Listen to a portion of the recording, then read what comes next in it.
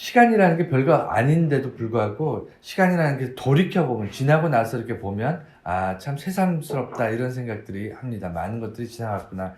늘 그날이 그날 같고 그랬었는데 지나보면 참 많은 일들이 있었구나 이렇게 한번 떠올리게 됩니다. 제가 이 말씀을 드리는 이유는 오늘 역사에 대해서 말씀을 하려고 합니다. 제가 작년 그러니까 지난달 초에 성경을 어떻게 읽을 것인가 시리즈로 설교를 하겠다고 말씀드렸고 첫 시간으로 모세오경을 했었습니다. 오늘은 두 번째 시간입니다.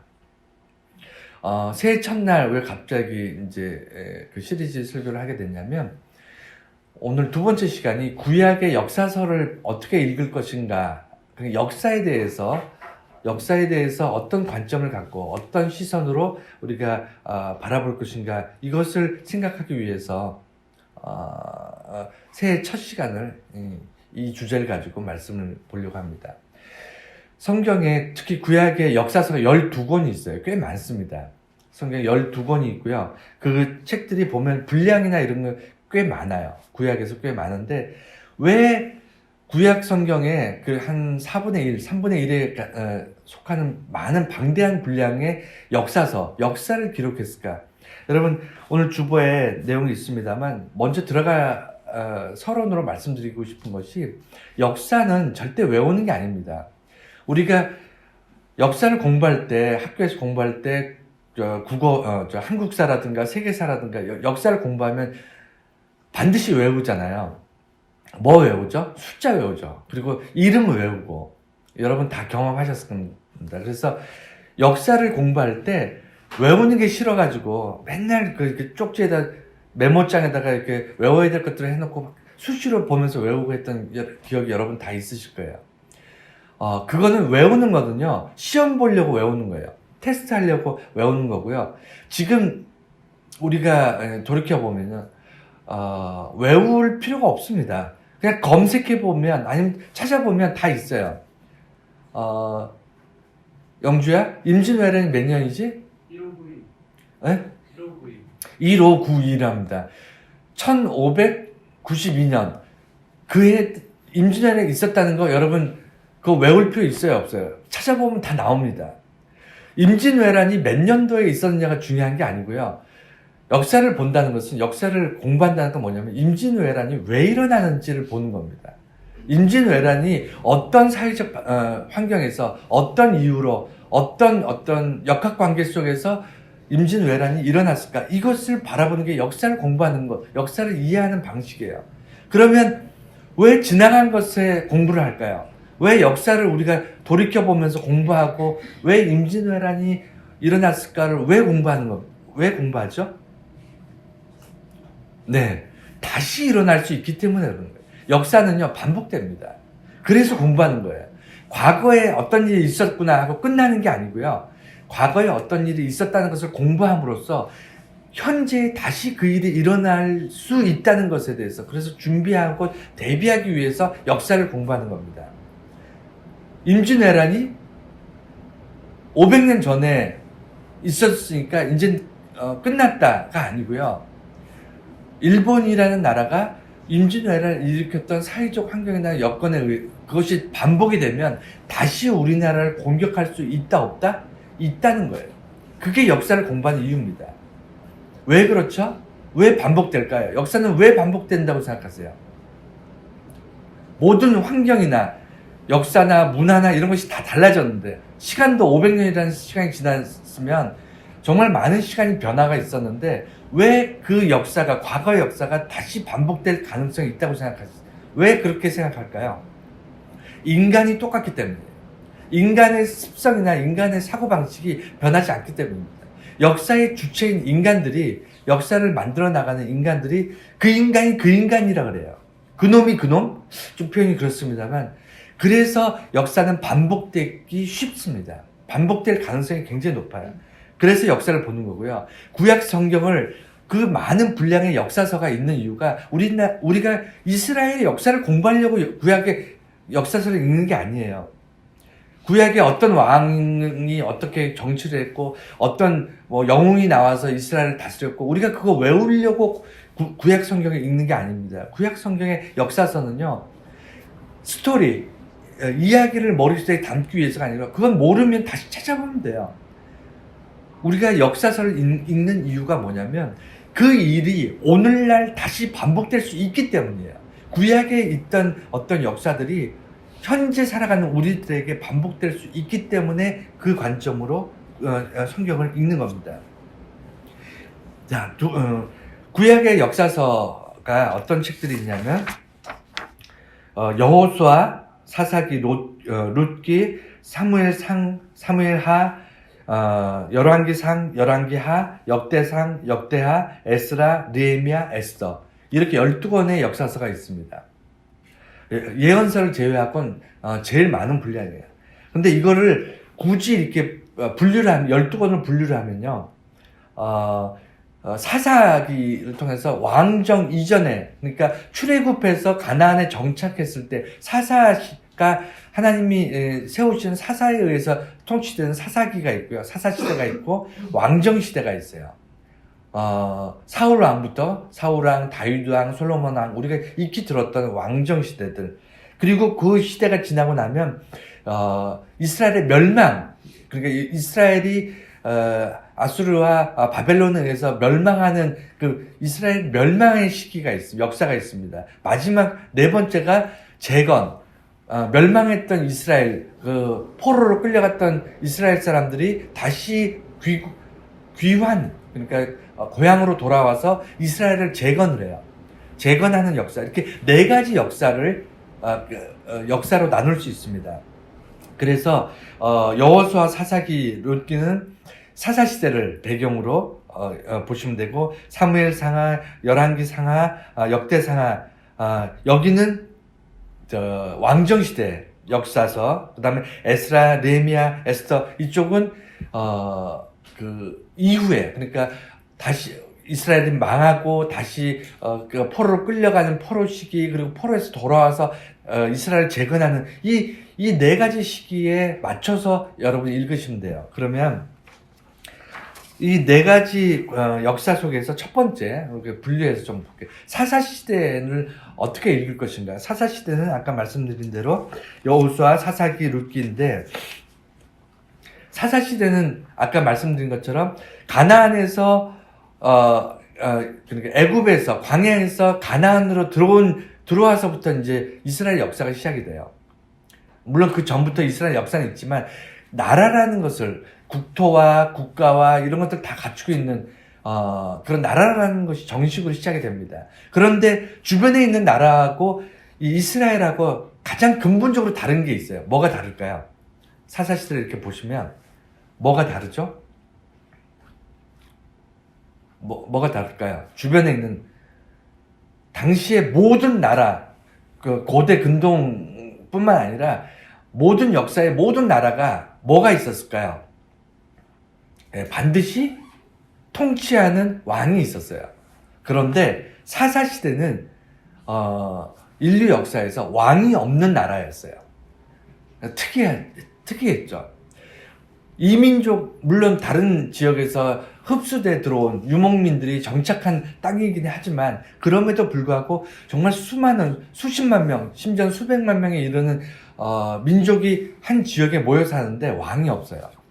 그런데도 잘 돌아가요. 왜 그게 가능했냐면, 하나님께서 사사를 보냅니다. 사사를 언제 보내냐면, 주변국들이 침략을 하거나 아니면 이스라엘을 공격을, 외부 이교도들, 다른 종교를 가지고 있거나 다른 민족 사람들이 이스라엘을 공격할 때 이들을 대항하기 위해서 나라를 이제 집결시키고 공격하기 위한 그런 어떤 환경에 처하게 되면 하나님께서 사사를 세우셔서 이스라엘을 지켜나가는 그런 과정들이 이제 있습니다.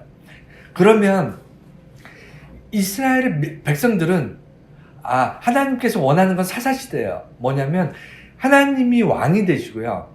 왕이 없었던 게 아니라 하나님이 왕이었어요. 하나님이 왕이 되시고, 그 다음에 어려움을 당하거나 정치적으로 이렇게 힘들 때 하나님이 보낸 사람에 의해서 임시적으로 그 상황을 이제 이겨나가는 그런 과정, 그런 나라를 하나님께서 원하셨거든요.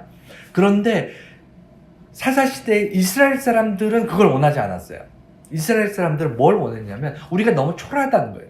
다른 나라는 화려한 왕궁도 있고요, 왕도 있고 군사도 있고 행정체계도 있고 뭔가 번듯하고 그럴싸해요. 여러분 한번 상상해 보세요. 나라가 큰 나라가 있는데 행정도 없고 무슨 정치도 없고 무슨 다스리는 사람도 없고 뭐 아무것도 없어. 정말 막막하지 않겠습니까? 군대도 없고 외국에 있는 국경에 있는 국경 밖에 있는 다른 나라에서는 호시탐탐 우리나라를 쳐들어와서 우리나라를 공격하려고 하는 그런 상황이 있다면 여러분 불안하지 않으시겠어요? 그런데 사사시대에 하나님께서 원했던 건 뭐냐면 하나님만 의지하고 하나님만 바라보면 돼요. 왜냐면 세상의 그 어떤 왕보다 하나님이 더 강력한 왕일 수밖에 없는데 눈에 보이지 않으면요 사람들은 그걸 의지하지 않습니다. 눈에 보여야 의지해요. 우리가 돈을 왜 좋아하죠? 눈에 보이니까 좋아하는 거예요. 이걸 바로 사용할 수 있고 우리에게 힘이 있다고 느끼게 하는 것, 그게 돈입니다. 마찬가지로 눈에 보이는 것은 의지하고 그것을 그게 힘이라고 생각할 수 있지만 눈에 보이지 않으면요 의지하지 않습니다. 그래서 눈에 보이는 왕, 사실은 여러분 아시다시피 동서고금 모든 나라와 모든 민족에게 왕이란 존재는요 그렇게 썩 백성들에게 좋은 존재 아닙니다. 여러분 아시잖아요. 왕의 권력을 유지하기 위해서 일반 백성들이 군대도 가야 되고 세금도 내야 되고 다 좀 어렵고 고통스럽게 살잖아요. 귀족들이라는 게 있고 뭐 정치하는 세력들도 있고. 그래서 왕이 있는 그 봉건 사회라는 것은 일반 백성들한테는 그렇게 녹록하지 않아요. 힘든 삶이에요. 왕들끼리 서로 사이가 나빠져가지고 전쟁이라도 나면 일반 백성들이 나가서 목숨 걸고 싸우는 거 아닙니까? 왕이 싸우나요? 아니잖아요. 그래서 왕을 세운다는 것은 일반 백성들한테 더 힘들고 어려운 일이었지만 그럼에도 불구하고 사사시대에는 왕이 있었으면 좋겠다 부러워했어요. 다른 나라를. 왜? 우리들은 뭐가 없다는 거죠. 뭔가 다른 나라에 화려한 그런 어떤 제도나 이런 것들이 왜 우리나라는 없지? 라고 충분히 생각할 수 있어요. 그런데 사사시대를 이렇게 건너오면서 하나님께서는 이스라엘 백성들에게 점점 섭섭하기 시작한 겁니다.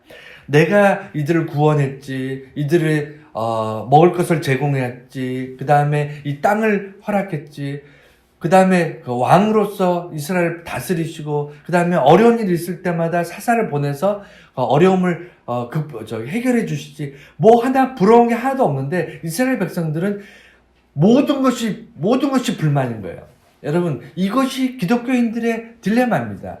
이런 역사적 그 인식을 가지고 살아야 돼요. 여러분, 하나님이 원하는 세상, 하나님이 다스리는 세상은요, 어떻게 보면 완벽하지만 결정적인 게 하나가 있어요. 그게 뭐냐면 눈에 보이지 않아요. 완벽한데 눈에 안 보여. 하나님께서 한순간도 포기하지 않고 우리를 이끄시고 오늘도 우리를 부르셔서 이곳에서 예배하면서 하루하루 순간순간 우리를 이끄시는데 완벽하잖아요. 우리를 축복하셨고 우리의 길을 예비하셨고 우리가 어려움을 당할 때마다 하나님께서 도우시는 거 여러분 인정하시죠? 인정하시잖아요. 그런데 한 가지 결정적인 게 뭐죠? 눈에 안 보여. 눈에 안 보이면 우리 모든 것이 부족하다고 아무것도 없다고 느끼는 게 그게 인간입니다. 예나 지금이나 똑같다는 거예요. 그 인간이 그 인간이에요.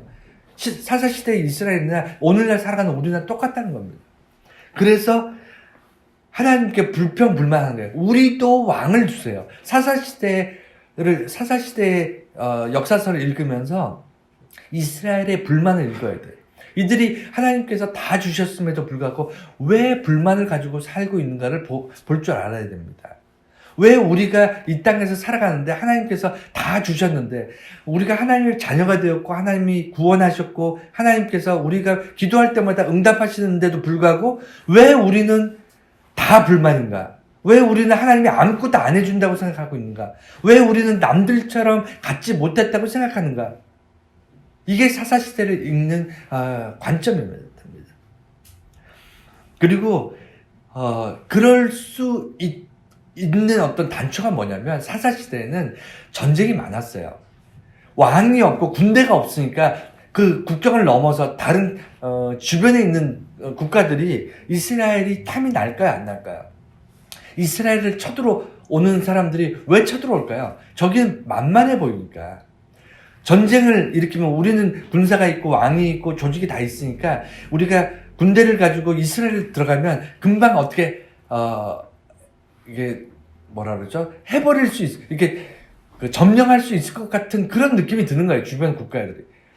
여러분 교회 다니는 사람들 되게 착하고 순진하잖아요. 그래서 교회 다니지 않는 사람들, 믿음 없는 사람들, 사회적으로 좀 약삭빠르고 이런 사람들이 교회 다니는 사람을 호구처럼 생각할 수 있습니다. 바보처럼 생각할 수 있어요. 착하고 착하기만 하고 어리석고 좀 그래 보일 수 있습니다. 그래서 우리를 만만하게 볼 수 있어요. 그런데 사사시대의 이스라엘 백성들이 만만하지 않습니다. 왜냐하면 그 사람들을 지키는 하나님이 계시기 때문에. 우리가 세상 사람들이 볼 때는 만만해 보일 수 있어요. 착해 보이니까 그냥 호구처럼 보일 수 있습니다. 그런데 그렇지 않아요. 왜냐하면 우리를 지키시는 하나님이 계시기 때문에 세상 사람들은 하나님 보지 못하잖아요. 영적인 눈으로 안목으로 우리를 지키시나 우리가 동행하시는 하나님을 보지 못하니까 우리를 굉장히 얕잡아 볼 수 있어요. 그래서 전쟁을 일으킬 수 있습니다. 이스라엘은 스스로 전쟁하지 않았어요. 그런데 주변의 침략을 많이 받습니다. 하나님 물론 사사를 통해서 지키셨죠. 그럼에도 불구하고 이스라엘 백성들은 전쟁의 공포 속에서 사는 거예요. 계속 또 쳐들어오면 또 전쟁하고 또 어려워지겠구나, 또 힘들어지겠구나, 우리가 목숨 걸고 또 전쟁을 싸워야 되겠구나, 이런 어떤 생각들을 늘 하게 됩니다. 그래서, 우리도 왕이 있었으면 좋겠다, 우리도 군대가 있었으면 좋겠다, 우리도 정치, 사회, 이런 것들이 잘 갖춰졌으면 좋겠다, 이런 욕심을 갖는 겁니다. 남들처럼. 이게 참, 중요하다. 교회 다니는 사람이요, 하나님만 바라보고 하나님 안에서 하나님이 우리의 왕이 되시고, 우리는 모두가 똑같은 하나님의 백성이다, 이런 생각을 안 한다니까요. 우리도 남들처럼 계급이 있었으면 좋겠고, 남들처럼 다른 사람, 교회 다니지 않는 사람들이 가지고 있는 그런 세상의 어떤 구조도 내가 그런 구조로 교회에서도 그런 생활을 했으면 좋겠다, 이런 생각을 다 갖습니다. 사사시대를 읽으면서 여러분 기억하셔야 될 것은 그거예요. 하나님이 원하는 세상은 이런 세상이었어요. 사사시대에 이런 세상이었는데 우리가 원하는 세상은 다른 세상이었어요. 왕이 있었으면 좋겠다, 우리를 다스리는. 그래서 하나님, 오늘 성경 말씀에 보면 나오지만 하나님 뭐라 하시냐면 그들이 내가 왕이 되기를 싫어한다. 근데 다시 말해서 우리가 하나님이 보이지 않는다고 해서 하나님 불안해하고, 그 다음에 우리 전쟁, 다시 말해서 세상이 우리를 공격하고 세상이 우리를 얕잡아보고 우리를 어리숙하고 호구 잡는 것처럼 그렇게 대할 때마다 우리도 강력한 무슨 힘이 있었으면 좋겠다, 우리도 연합체가 돼서 뭔가 세상을 향해서 어떤 힘을 발휘했으면 좋겠다, 이런 생각을 할 때마다 하나님께서 뭐라고 말씀하시냐면 저것들이 나를 왕의 자리에서 끌어내리고 지질 속에서 왕을 세우는구나, 나를 교회가 커지고 그 다음 연합체가 돼서 막 무슨 연합회에서 막 교회들이 모이고 막 그래서 힘이 생기면 하나님은 왕의 자리에서 끌어내리고 목사 중에 한 사람을 왕을 세우는구나, 이게 하나님께서 오늘날 우리에게 말씀하시는 거예요. 그게 사사시대의 인간들하고 오늘날 살아가는 우리 기독교 인간들하고 똑같은 공통적인 어떤 관점입니다. 두 번째는요, 왕정시대예요. 잘 아시다시피 그래서 사사시대의 백성들이 왕을 달라고 하나님께 기도하니까 하나님께서 허락하세요. 하나님 싫어하셨어요. 왕궁도 싫고 그 다음에 성전도 싫고, 이게 다 하나님이 원하시는 게 아니에요. 왕정시대의 시작은요, 다 인간들이 원해서 시작이 된 겁니다. 하나님이 원래 계획이 아니에요. 하나님의 계획이 아닙니다. 그런데 인간들이 왕궁도 원했고 성전도 원했고 인간들이 다 그 원한 겁니다. 그런데 왕정이 시작될 처음에 사울 왕이, 그 다음 두 번째가 다윗 왕, 세 번째가 솔로몬 왕입니다. 이 세 명의 왕은 통일 국가의 왕이었고, 솔로몬의 아들에 와서 북이스라엘과 남유다 두 개 국가로 나눠져요. 우리나라처럼 남북이 나눠집니다.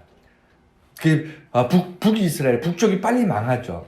아수르에 의해서 북쪽이 빨리 망하고 남유다, 남쪽이 더 늦게 바벨론에 의해서 멸망합니다. 어쨌든 중요한 건 두 나라 다 망해요. 왜 망하냐면 하나님을 의지하지 않고요.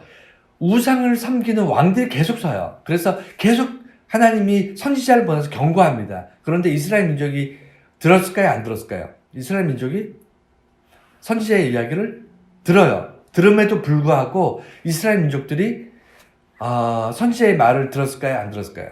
안 듣는다니까요. 선지자의 말을 듣지 않고요. 누구의 말을 들었냐면 왕의 말을 들어요. 그런데 대다수의 왕들이 하나님을 버리고 우상을 섬기는 왕들이 대부분이었어요.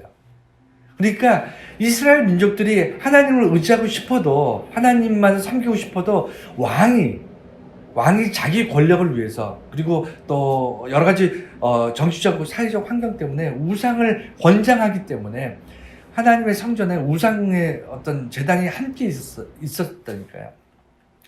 그런 환경, 여러 가지 환경들 때문에 하나님만 의지하고 싶어도 안 되는 겁니다. 이스라엘 백성들이 마음은 원이로도 안 돼요. 왜? 왕들 때문에.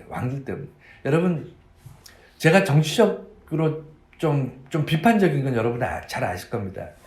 왜 그러냐면 정치인들 말을 제가 거의 믿질 않아요. 정치하는 사람들은요, 기본적으로 거짓말을 합니다. 물론 인간들은 거짓말을 해요. 인간은 거짓말을 하지만 그 거짓말이 필요에 따라서 하는 거예요. 뭐 자기가 뭐 불리할 때라든가 아니면 무슨 어떤 경쟁 관계에 있다든가 이런 자기의 이익을 위해서 이익 앞에서 인간들은 거짓말을 합니다. 하지만 정치인들은요, 이익과 상관없이 자기의 어떤 정치적 방향이라든가 이런 거에 의해서 수시로 거짓말해요. 대통령부터 동사무소 직원까지 모든 공무원들, 모든 사회 지도층에 있는 사람들, 모든 우리가 권력을 이양해주는 모든 어떤 권력자들, 모든 사람들이 거짓말합니다. 거짓말할 뿐만 아니라 거짓으로 살아요. 그 거짓이 아닌 것처럼 꾸며서 삽니다. 그게 정치예요. 정치의 생명이에요. 정직해가지고는 정치할 수가 없어요. 정직한 사람들은 교회에 있는 거고요. 근데 요새는 교회도 정직하지 않죠. 목사도 거짓말들을 너무 잘하니까. 그러니까 모든 인간은, 모든 권력은요, 반드시 거짓말을 하고, 이게 거짓을 꾸미게 되어 있어요. 그게 생리입니다. 그래서, 왕궁이나 성전, 이런 것들이 자기들의 어떤 권력이나 이런 것을 유지하기 위해서 꾸몄음에도 불구하고 뭐라 그러냐면 하나님의 뜻이라고 거짓말을 하는 거예요. 분명히 하나님께서 사무엘을 통해서 내가 원하는 것이 아니라고 말씀을 분명히 하셨는데도 불구하고 그 왕들이나 이런 권력자들이 자기들의 어떤 기득권이나 자기들의 어떤 권력을 유지하기 위해서 이것이 하나님의 뜻이라고 거짓말하는 거예요. 그래서 참 아이러니한 것은요, 그 인간들이 오늘날의 인간들하고 똑같아요. 뭐냐면 권력을 가진 사람은 반드시 그 권력을 유지하기 위해서 거짓말해요. 그게 인간들의 생리입니다. 그래서 거짓말을 계속 듣다 보면요, 우리가 거짓말이 진짜라고 생각하는 거예요. 거짓말을 분별하지는 못해요. 그래서 왕정시대는요, 정말 아슬아슬한 외줄타기 역사입니다. 왕정에 보면 수많은 왕들이 정말 저렇게 나쁜 짓을 하고도 나라가 안 망하네? 어떻게 저렇게 나쁜 왕이 세워졌는데 하나님께서 참으셨지? 어떻게 저렇게 하나님을 대적하는 민족들이 하나님의 백성들이 될 수 있지? 이런 역사예요. 역설적으로 아이러니하잖아요. 하나님의 백성들이 세워주고 하나님이 구원해서 그 백성을 만들고 지키시고 도우셨는데 그 백성이 하나님을 대적하고 우상을 섬기고 거기서 자기들끼리 만들어 놓은 왕들이 하나님을 버리고 우상을 섬기는 그런 나라를 계속 만들어 가고 있어요. 더군다나 하나님께서 선지자를 보내서 너희들이 이대로 계속하면 나라가 망한다. 이 얘기를 계속 반복하거든요. 이제 예언서, 이제 제가 구약 이제 쭉 보게 되면 예언서를 또 다음 시간에 말씀을 볼 건데, 예언서는 그 얘기밖에 없어요. 너희가 이대로 가면 망한다. 너희가 이렇게 살면 망한다. 그 얘기를 반복해서 계속 하세요. 그럼에도 불구하고 이 왕정시대, 이 불안한 왕정시대가 유지되다가 결국에는 이제 나라가 멸망하게 되는데, 이 과정에 왜 인간들은 하나님의 말씀을 듣지 않고 왕의 말, 권력을 가진 왕의 말을 들었을까? 다시 반복해서 말씀드리지만 사람은 눈에 보이는 것만 쫓아갑니다. 눈에 보이는 것만 의지합니다. 그게 돈이 됐든 사람이 됐든 아니면 어떤 꿈이 됐든, 여러분 꿈이라는 것도 눈에 보이는 거예요. 사람이 눈에 보이지 않는 꿈을 꾸지 않습니다. 예를 들어 어떤 연예인 저런 화려한 생활, 아니면 어떤 학자로서 어떤 명예와 권력을 또는 어떤 인기를 누리는, 아니면 사회적으로 어떤 것을 누리는 어떤 실제적인 어떤 대상, 모델이 있어야 사람들이 그것을 꿈꾸면서 살아가는 거예요. 여러분, 눈에 보이는 것을 쫓습니다, 인간은. 그런데 하나님께서 정말 원하셨던 것은 눈에 보이는 것은 우리들 거가 아니라는 거야. 눈에 보이는 것은 그것이 그게 권력이 됐든 인기가 됐든 뭐가 됐든 그것은 우리 거가 아니라는 겁니다.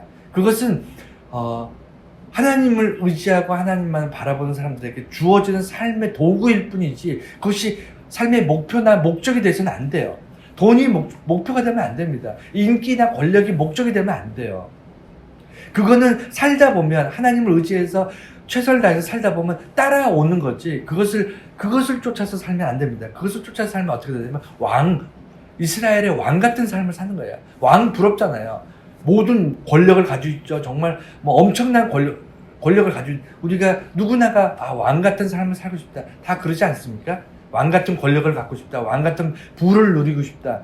그런데 눈에 보이는 그것이 우리 인생을 무너뜨리는 그런 역설적으로 우리가 꿈꾸는 거, 우리가 부러워하는 거, 우리가 붙잡고 싶고 되고 싶은 그것이 우리의 삶을 무너뜨리는 거예요.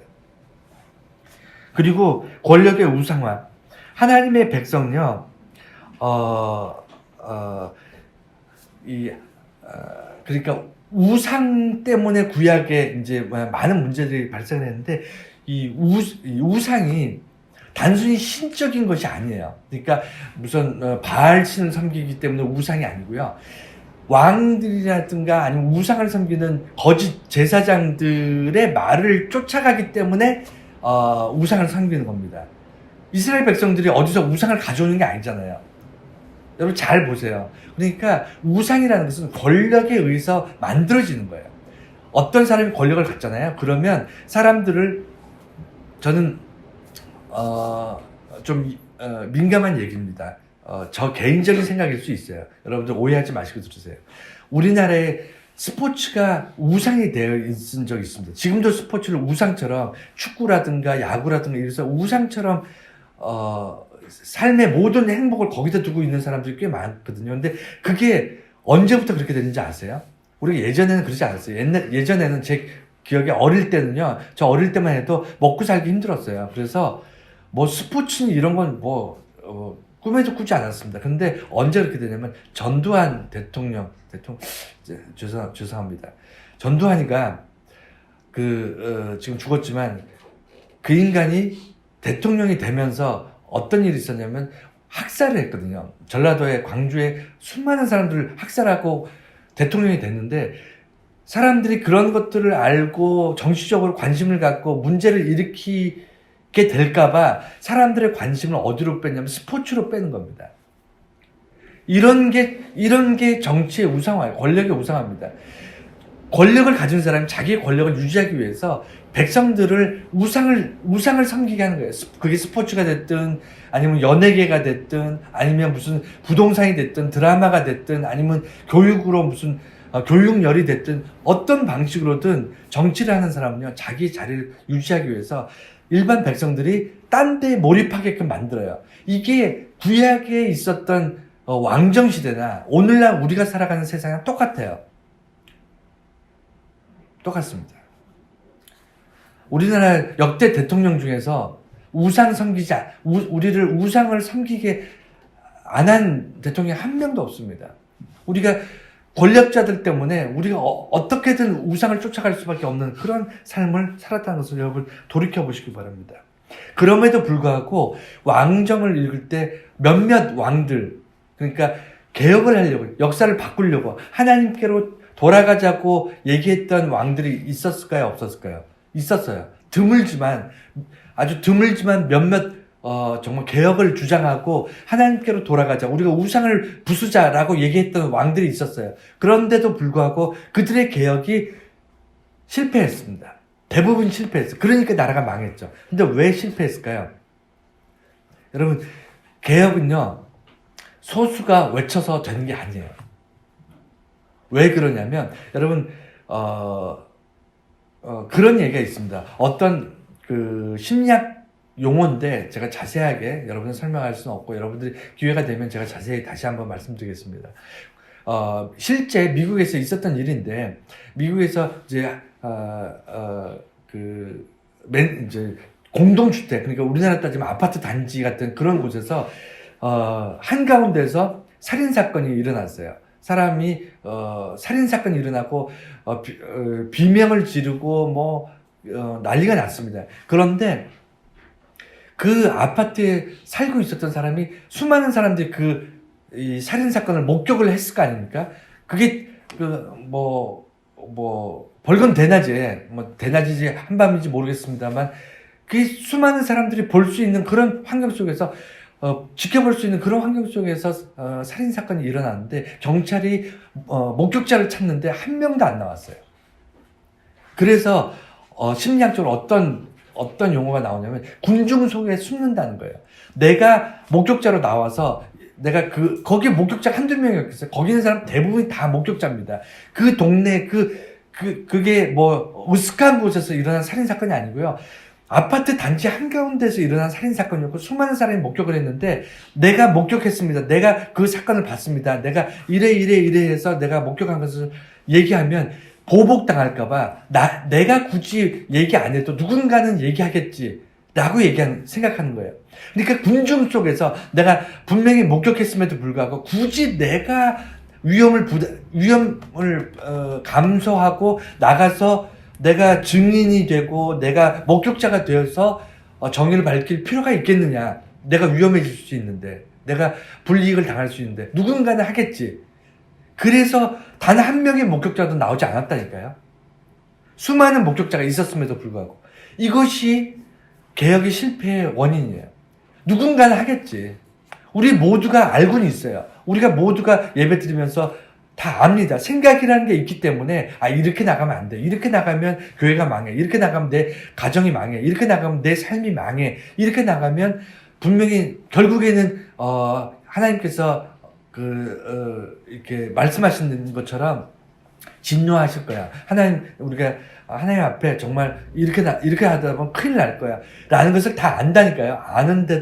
아는데도 불구하고, 꼭 굳이 내가 아니어도 누군가는 하겠지. 그래서 나라가 망하는 겁니다. 그래서 교회가 무너지는 거예요. 그래서 내 가정이 무너지는 겁니다. 개혁을 하려고 했던 왕들이 있었어요. 이것이 역사서를 왕정 시대의 구약 성경을 읽는 어떤 핵심 포인트, 이 세 가지. 그러니까 하나님은 원하지 않았다는 것. 두 번째는 권력은 반드시 우상을 만든다는 것. 세 번째는 개혁은 항상 개혁의 목소리는 있었음에도 불구하고 군중 속에 내 개인이 숨어버리면 결국 개혁은 일어나지 않는구나. 내가 하지 않으면, 인간이 바뀌지 않으면 결국엔 세상은 바뀌지 않는구나 라는 것을 염두에 두고 역사서를 봐야 됩니다. 세 번째는 뭐냐면 이스라엘의 멸망이에요. 이게 굉장히 중요한 건데, 결국에는 역사서를 보게 되면 기승전결해서 절정이 뭐냐면 이스라엘의 멸망입니다. 근데 멸망이 좋은 거기 때문에 절정이 아니고, 이것이 과거에부터 현재를 거쳐서 미래에 이르기까지 우리가 역사의 어떤 큰 흐름을 봤을 때, 당연히 이스라엘이 하나님을 버리고 우상을 숭배하고 그 다음에 하나님을 신뢰하지 않게 되면, 그리고 죄를 짓게 되면 이스라엘이 망한다는 어떤 경고가 이루어졌으니까, 약속이 이루어졌기 때문에 이건 당연한 이야기입니다. 이렇게 원인이 있었으니 결과가 있고 당연한 얘기인데, 이것이 왜 중요하냐면 역사를 읽는 방식을 여러분이 생각을 하셔야 돼요. 잘 들어보세요. 그러니까 예언서하고 같이 역사서를 읽을 필요가 있는데, 예언서는 미래의 이야기잖아요. 그리고 역사서는 과거의 이야기고. 근데 두 가지를 같이 읽어야 돼요. 왜 그러냐면, 과거의 역사서와 미래의 예언서를 우리가 성경 안에서 같이 읽을 때 어떤 이유에서 그렇게 읽냐면, 과거에 의해서 미래가 결정이 됩니다. 그렇죠. 과거에 이스라엘이 하나님을 버렸어요. 우상을 섬겼어요. 그래서 하나님께서 이렇게 하면 너희가 반드시 망하리라 해서 미래에 이스라엘이 망했습니다. 그러니까 과거의 원인, 하나님 버림으로 인해서 미래에 이스라엘이 망했어. 오늘날, 그럼 현재는 뭐냐면, 현재는 돌이킬 마지막 기회라는 거예요. 현재는요, 이스라엘이 돌이킬, 그러니까 깨닫고 바꿀 수 있는, 미래를 바꿀 수 있는 마지막 기회가 현재예요. 과거의 역사를 보고 미래의 예언서를 보게 되면 오늘 현재를 살아가는 우리는 마지막 기회를 가지고 살아가는 사람들이에요. 그게 현재예요. 과거의 역사서, 과거에 하나님께서 이런 일들이 있었기 때문에 이것이 반복돼서 결국에는 우리가 망할 수 있다. 이것을 머릿속에 가지고 있다면 그것이 미래에 일어날 어떤 일이라면 현재는 그 미래를 바꿀 마지막 기회다. 이것이 현재를 살아가는 우리고요. 그리고 미래의 역사, 그러니까 미래의 이스라엘이 멸망하기 위해서 과거에 뭐가 있었냐면, 과거에 바벨론이랑 아수르를 하나님께서 세우세요. 나라를 세워가지고 이 나라를 강대하게 만들어. 왜 그러냐면, 이 나라를 그러니까 시점으로 따졌을 때 과거에 바벨론과 아수르를 만들어서 강성하게 해서 미래의 이스라엘을 공격해서 이스라엘을 멸망시키는 거거든요. 그러니까 잘 보세요. 과거에, 그러니까 우리가 하나님 이스라엘이 망한다고 했는데 우리를 불쌍히 여겨서 우리를 멸망하지 않게 해주세요라고 기도하는 것이 얼마나 미련하고 어리석은지를 잘 깨달으셔야 돼요. 여러분, 지금 현재 시점에서 우리가 죄를 지었기 때문에, 우리가 하나님 앞에 바르게 살지 못했기 때문에 하나님 우리가 멸망할지 모릅니다. 우리가 어려움을 당하고 있습니다. 고통받고 있습니다. 우리를 불쌍히 여기시고 건져주세요라고 기도하는 것이 얼마나 어리석은 것인지를 이 역사서를 읽으면서 깨달으셔야 돼요. 멸망은요, 정해진 거예요. 여러분 잘 보세요. 과거에 우리가 이런 일들을 했어요. 우리가 하나님을 바로 섬기지 못했습니다. 우리가 우상을 쫓아서 살았어요. 그러면 우리의 미래는요, 우리 예언되어 있어요. 반드시 망합니다. 반드시 벌을 받게 돼 있고요. 반드시 그 대가를 치르게 돼 있어요. 그래서 과거를 보고요, 역사서를 보고 예언서를 보면서 미래를 우리가 보게 된다면 오늘날 어떻게 살아야 되는 거예요. 오늘이 중요하잖아요. 과거는 지나갔고 미래는 아직 오지 않았으니까. 그러니까 오늘은 어떻게 살아야 되냐면, 하나님께서 미래에 우리를 멸망시키기 위해서, 우리의 죄값을 우리가 고통 가운데 멸망하게 될 죄값을 받게 하기 위해서 과거의 시점에서 무엇인가를 일으켰어요. 그것이 미래에 우리를 무너뜨릴 겁니다. 그 과거에 일으킨 것을 우리가 볼 줄 알아야 돼요.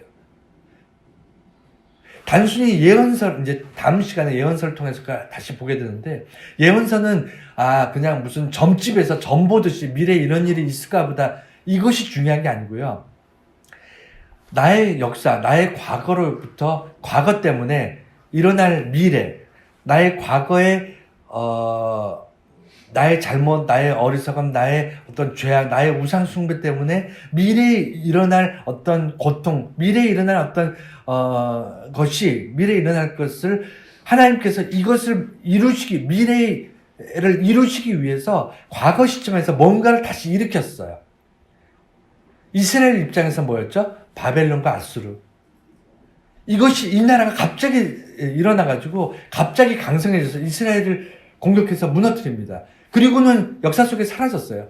엄청나게 강대한 국가였거든요. 이걸 누가 일으켰냐면 하나님이 일으켰어요. 하나님이 악을 번성케 해서 선한 하나님의 백성들을 무너뜨립니다. 그래서 이스라엘 사람들은 어떻게 악이 선을 이길 수 있습니까? 라고 하나님께 원통하다고 이렇게 하나님께 이렇게 따지고, 어떻게 악한 것들이, 이게 하나님의 백성들을 어떻게 악한 것들이 교회를 무너뜨릴 수 있습니까? 어떻게 악한 것들이 일어나서 나를 무너뜨릴 수 있습니까? 라고 하나님께 자복하고, 하나님 어떻게 이럴 수가 있습니까? 라고 기도하지 마세요. 그거 어리석은 거라니까요. 왜냐하면 시점이 좀 차이가 있지만 잘 보세요. 과거에 나의 문제였다니까요. 나의 문제로 인해서 미래에 나는 분명히 하나님 앞에 심판받아야 하고 죄값을 치러야 돼요. 그러기 위해서 하나님께서 이 미래의 나를 멸망시키기 위해서 무엇인가를 세웠어요. 그것을 바라보면서 어떻게 이 악한 것이 나를 공격할 수 있습니까? 여러분, 그 악한 건 하나님이 세운 겁니다. 왜? 내가 문제의 발단이었어요. 이 민족이, 우리 교회가 하나님을 떠나고 하나님을 배반하고 하나님을 버리고 우상을 숭배했기 때문에 하나님께서 다른 것을 세운 겁니다. 세상의 권력을 세운 거고요. 악한 것들이 일어나는 거예요. 악한 것들이 세워지는 것이, 악한 것들이 강성해지는 것을 하나님께서 보고 계시는 겁니다. 왜냐하면 나를 공격하게 하기 위해서. 세상 구조가 그런 거예요. 역사를 보는 안목이 있어야 돼요. 역사를 보는 안목이 있어야 오늘날 내가 뭘 할지, 뭘 결정할지, 뭘 선택할지를 깨닫게 되는 겁니다. 나를 공격할 악한 것들이 세워지면 하나님, 저것들이 왜 나를 공격하나요? 저것들을 무너뜨려 주세요. 그거 백날 기도해봐야 하나님이 안 무너뜨린다니까요. 이스라엘 백성들이 왜 바벨론이 일어나서 이스라엘을 멸망시킵니까? 그 악한 이교도가 왜 하나님의 나라를, 하나님의 백성들을 공격해서 무너뜨립니까? 이건 정의롭지 못합니다. 이건 하나님의 공의가 바로 서는 것이 아닙니다. 하나님, 이런 일들을 막아주세요라고 기도할 것이 아니라 그거 백날 기도해봐야 소용없어요. 뭘 해야 되냐면 원인이었던 이스라엘의 하나님을 떠나는 우상을 섬겼던 그것으로 돌아가서 이것을 바꿔야 되는데 바벨론을 무너뜨려 달라고 기도하는 거예요. 이해가 되셨죠? 그래서 내 앞에 문제를 해결해 달라고, 나를 공격하는 것을 무너뜨려 달라고 기도할 것이 아니라 그것을 일으키시다 하나님. 왜 그걸 일으키셨냐면 나를 힘들고 어렵게 하고 나를 죄의 열매를 먹게 하시는 그런 하나님의 역사 속에서 왜 내가 그 고통 가운데 살아야 됩니까? 라고 기도할 것이 아니라 그것을 일으키시는 하나님이 왜 그걸 일으키셨냐면 내가 하나님을 버렸구나. 내가 하나님을 떠났구나. 내가 하나님을 신뢰하지 않구나. 라는 것을 찾아내야 돼요.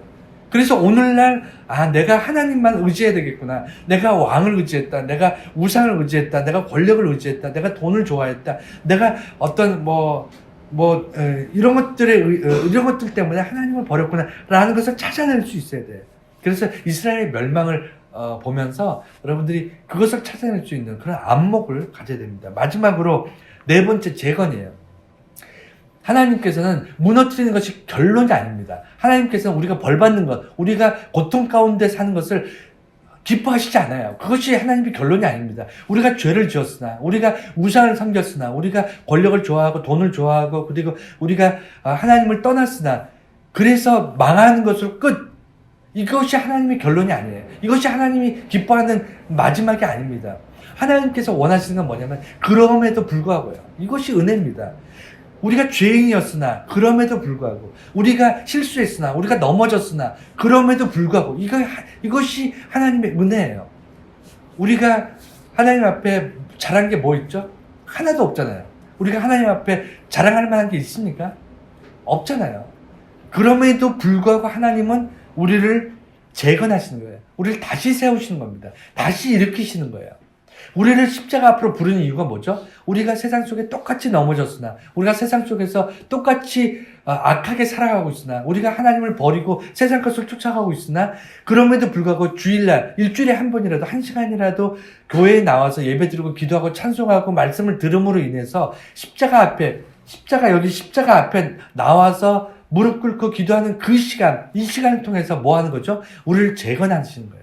다시 세우시는 겁니다. 우리가 넘어졌으나, 우리가 무너졌으나 다시 일으키시는 거예요. 왜?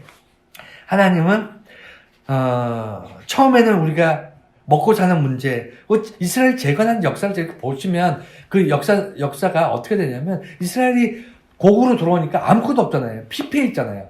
집들은 다 무너지고 땅은 다 황폐해져 있고 당장 먹을 것은 없고, 그러니까 고향으로 돌아가긴 돌아왔지만 오히려 상황이 더 나빠졌어.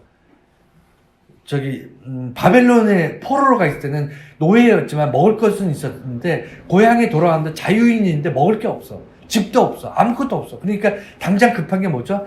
우선 하나님이고 뭐고 내가 지금 성전이고 뭐고 무슨 성벽이고 뭐고 이게 중요한 게 아니야. 지금 당장 내가 잠잘 집을 지어야 되고 당장 먹을 것을 위해서 농사를 지어야 돼. 이게 이스라엘 사람들의 1차적인 생각이었어요.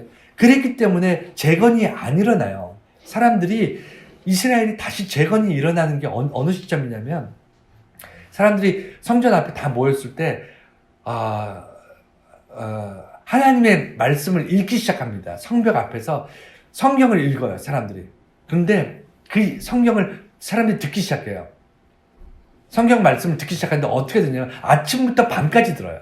그러니까 뭐 예배 시간에 설교 40분 했다고 여러분 설교 너무 길다. 1시간 했다고 이럴 수가 기록이 돼. 이게 아니고요.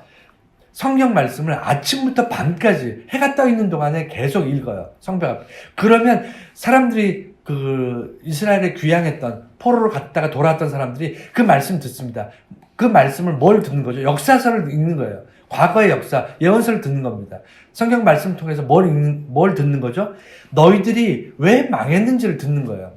왜 바벨론으로 이 이스라엘이 하나님의 나라가 왜 망했는지를 듣는 겁니다. 그리고는 들음으로 인해서 깨닫게 되는 거예요. 그래서 처음에는 실용적으로 내가 먹고 살 문제, 그 다음에 나의 이제 그런 것들이 우리들의 첫 번째 문제였어요. 근데 그게 잘못된 문제가 아니잖아요. 먹고 살아야죠. 집이 있어야 되죠. 그런데 그럼에도 불구하고 그것으로는 우리가 재건이 안 돼요. 우리가 다시 건강해지지 않습니다. 다시 새로워지지 않아요. 다시 이스라엘 민족이 되지 않아요.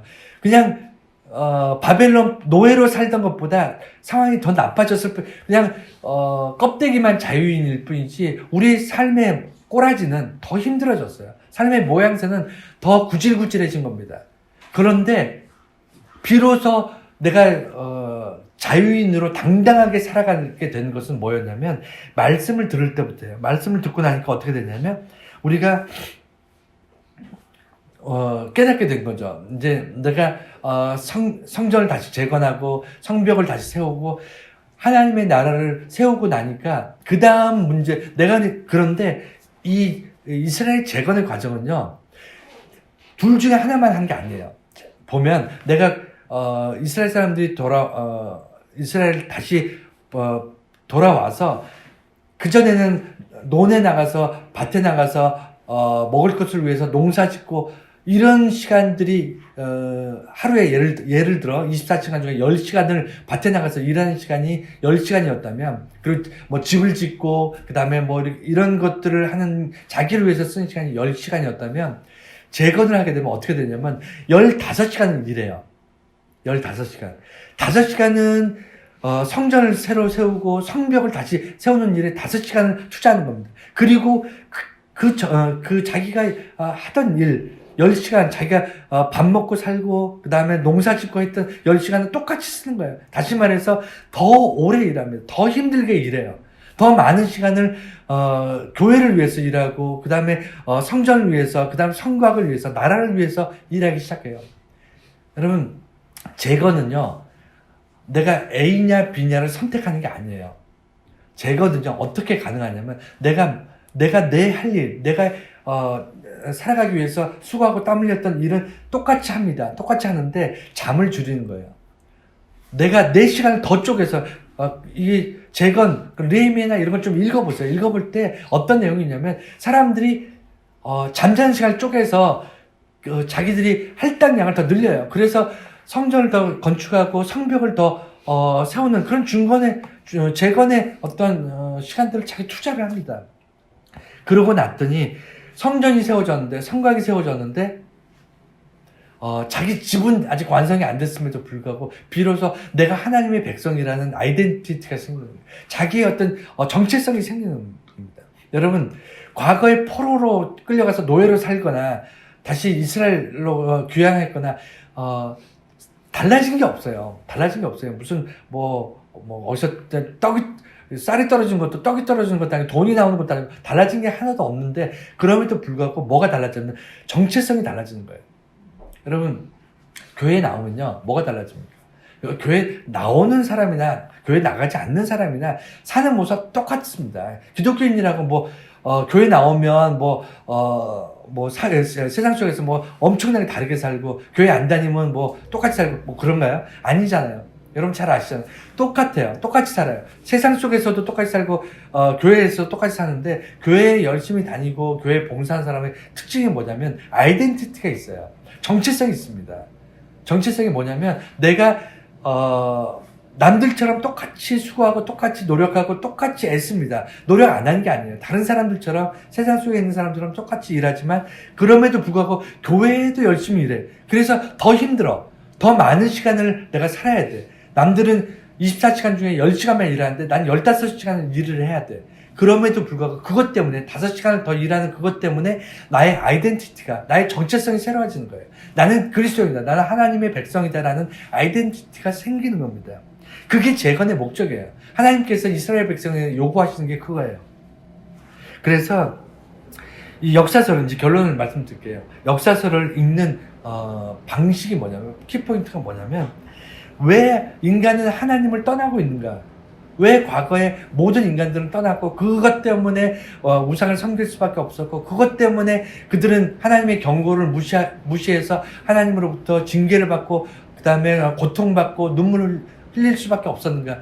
그 역사를 볼 수 있어야 되고요. 그것이 오늘날 나의 모습이라는 걸 생각하셔야 돼요. 여러분도 다르지 않습니다. 오늘날 저와 여러분들이 똑같은 삶을 살아가고 있어요. 이스라엘 역사하고요, 오늘날 우리가 살아가는 삶하고 다른 게 하나도 없습니다. 그래서 하나님의 나라의 권력 구조에서 하나님의 자리에 누구라도 그 자리에 올라가면요, 우리는 그러니까 하나님 나라, 교회에 하나님의 자리가 있는데, 교회 안에서 하나님 자리에 인간이 올라가면요, 목사가 올라가든 장로가 올라가든 인간이 올라가면 그 교회는 망합니다. 하나님 나라에 하나님이 빠지고 그 자리에 인간의 왕이 세워지면 하나님 나라가 망했잖아요. 그게 이스라엘의 역사잖아요. 오늘날 똑같아요. 우리 가정에 하나님의 자리가 있어요. 하나님의 자리가 있는데 그 자리에 누군가 다른 것이 올라가면요, 그 가정은 망합니다. 여러분, 굉장히 엄중하게 자기를 돌아보세요. 내 안에 내가 왕이 되고 내가 주인이 되면요, 내가 망한다니까요. 그건 틀림없는 역사예요. 역사서가 우리에게 알려주는 사실입니다. 그리고 가정에서 하나님의 자리에 하나님이 아니면 다른 것이 올라가면요, 그게 돈이 됐든 명예가 됐든 심지어는 아파트가 됐든 아니면 축구가 됐든 아니면 자녀가 됐든, 그것이 우상이 되고 그것이 우리가 어떤 꿈이 되고 우리의 어떤 우리가 바라는 어떤 것이 하나님 자리에 올라가면요, 그 가정은 반드시 망합니다. 근데 그 망하는 것이요, 하루아침 망하는 것이 아니고요, 하나님께서 뭘 세워주신다니까요. 그래서 저것이 죄의 열매인데, 그것이 딱 쓰면서 저것이 점점 커져서 우리 가정을 멸망시키면 어떡하지? 여러분, 반드시 멸망한다니까요. 제가 거듭 말씀드렸잖아요. 그것이 일어나면서 저것이 일어나지 않게 해주세요, 백날 기도해봐야 안 됩니다. 원인을 찾아야죠. 원인. 나구나. 이것이 역사서를 읽는 방식이에요.